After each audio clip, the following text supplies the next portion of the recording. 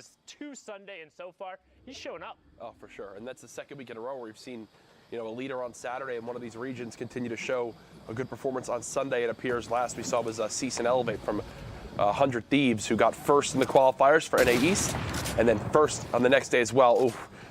Roos looks like they just barely missed. And look, you don't really expect this if you're Fanad, but what's better than one heavy sniper? 2.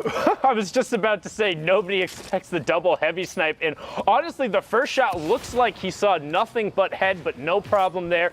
Pushing forward and cleaning it up. Does have the one shadow bomb to his name, so is going to drop the surprise combination in favor of that. Tries to do the swap, but unfortunately can't do that. The shadow bomb still occupies that slot there, so I think that was patched a little out, right? difficult. Yep, that is something you're not able to do anymore.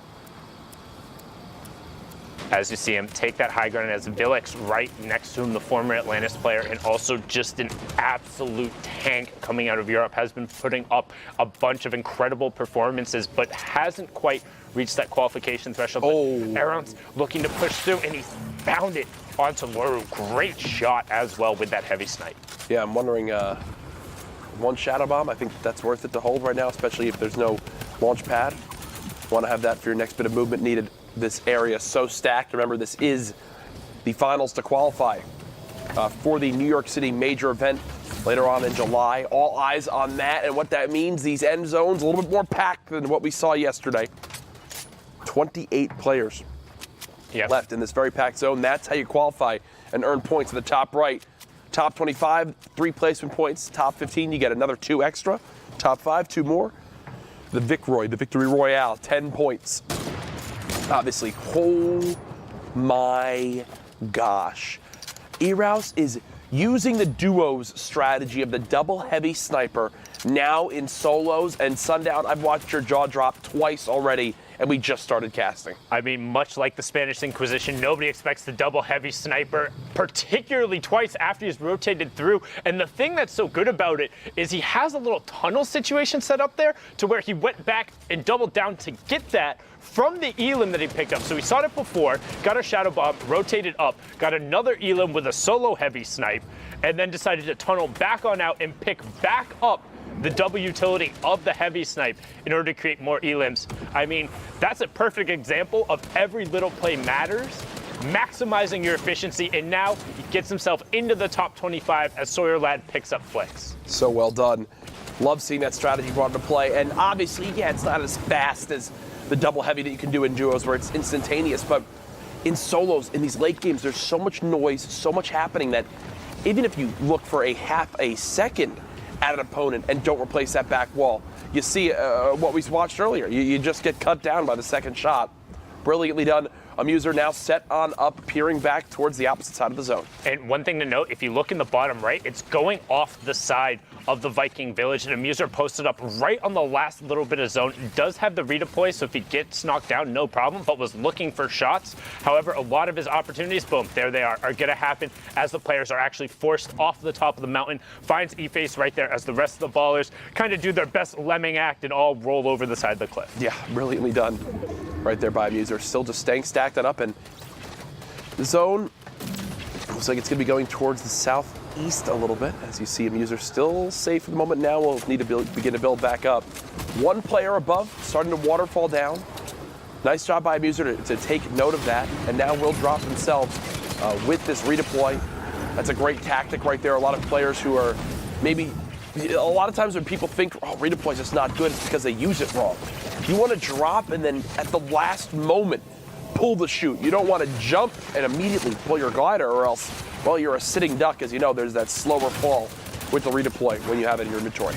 Yeah, and then you end up crossing too long of a space. I mean, Monster talked about a no-fly zone, particularly with this level of players. You can't rotate around. Amuser gets right in the box, putting that comm intact to work. He says, I don't need a combat. I'll do it myself with that. Takes all of those players down and also inherits a baller now for his trouble, so maybe gets a slightly easier rotation on the next one. Yep, as we go ahead and look back towards the high ground of this build, Sawyer dropping down, it's Eraus still up here, building out just one layer of wood because of how little mass. A brilliant shot, my goodness.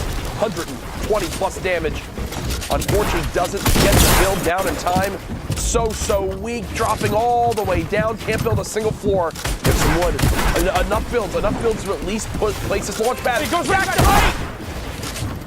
Can he get the shot? He's looking, side jump out, he ramps up, he's challenging for it, 1-2, and he gets it onto Sawyer left. Wow. The reason Sawyer was so low was from the earlier 120 arrows had put on him, and he's putting on a clinic from the high ground in terms of getting the combat shot out and then covering himself every time. And E-Rouse is okay with this right now. This is free builds because he's low himself. Heavy Sniper needs to be reloaded. Then I think it's going to be time for him to make the play. Not Bad Sniper on the other side of this box. E-Rouse versus Not Bad Sniper. Not Bad Sniper. Heavy material advantage. And I think that means E-Rouse is going to have to give this up for the moment. He has all the shields in the world too, so he can take the chips and the down and picks up softs, and Villix goes down. So all those players are outside the top 5 now. All about the elims and the victory royale. Who can maximize the points? Can Bad Sniper continue his run here on this Saturday as Kenzo ends E-Rouse's honestly pretty impressive spree? This is a really cinematic shot right here with all 4.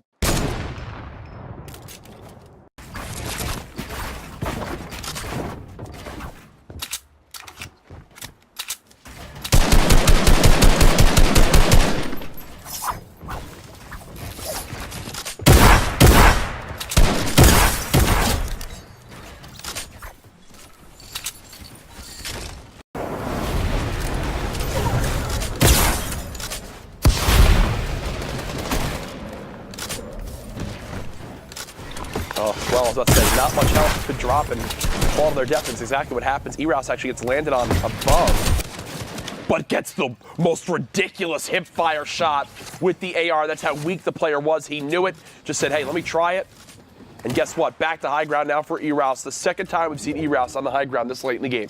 Yeah, so he had actually chipped him out right before that as Mysterious was trying to take it. Yep. E-Rouse's water falling down. So brilliantly done. But that's, again, the level of execution. How do you hit those hip fires so consistently, and how are you so confident to take them through both of the tracer fires towards him? The second one would have hit. First one did hit. Now trying to knock this player down. But the player had connected back over to the old build. So E-Rouse still going up. Axelito picked up I'm the Beast. Flantom gets the Dynamo, and we're into the top 15 as E-Rouse is now trying to battle for control of the high ground, and it looks like he's going to opt to drop down as he is on 10 builds. Yeah, he put a lot into that. E-Rouse the shot! The heavy sniper before Tick can put down the pyramid!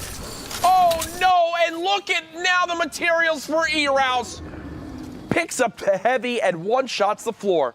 Wow, that was just, you could see him trying to find a better situation, trying to disengage and get to a point, and he was able to find the 250 metal, and then as soon as Tiki popped out, boom, heavy sniper down, ready to go. You made a mistake, I capitalized. Brilliantly done. And that's an example of one of those plays that can literally make the difference between qualifying and not. Flip knocks him out of the zone, so 100 damage plus right there at least. C-Tox does get landed on though by Arnie, goes down. Top 4 now are our players. You've got Waxy, KPZ, Arnie, and then E-Rouse still on the high ground. We know E-Rouse has builds for days. E-Rouse can literally build for the rest of this match without having any issue. Waxy, only 9 builds left. Will have to make the conscious decision to drop on down. Now can't build at all, so it's going to come down to the low ground fight. Shots coming in with the combat shoddy. 1 versus 1. Waxy up against E-Rouse. Waxy, 17 builds, pops 1 mini. E-Rouse has height advantage, has material advantage, has health advantage. All signs pointing towards an E-Rouse victory unless Waxy can pull out something crazy. The little hill! And this little hill! Oh no, this little hill could spell disaster for Waxy.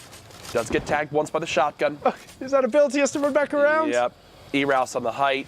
Again, still at 65 builds left. Just going to continue to hit this one out. The tree saving Waxy. The tree is no longer Waxy trying to do whatever they can to dip into the zone to stay alive. E-Rouse has the builds needed. Health advantage, material advantage. I mentioned it, it's done. E-Rouse, the victory royale. A clean hold at the end. And what I love right there, Sundown, is there's no panic drop. There's no ridiculous play. It is simply just bleeding out your opponent. He was patient the entire time, working top down. It was brilliant there. I mean, the one thing Waxy could have done, could have gone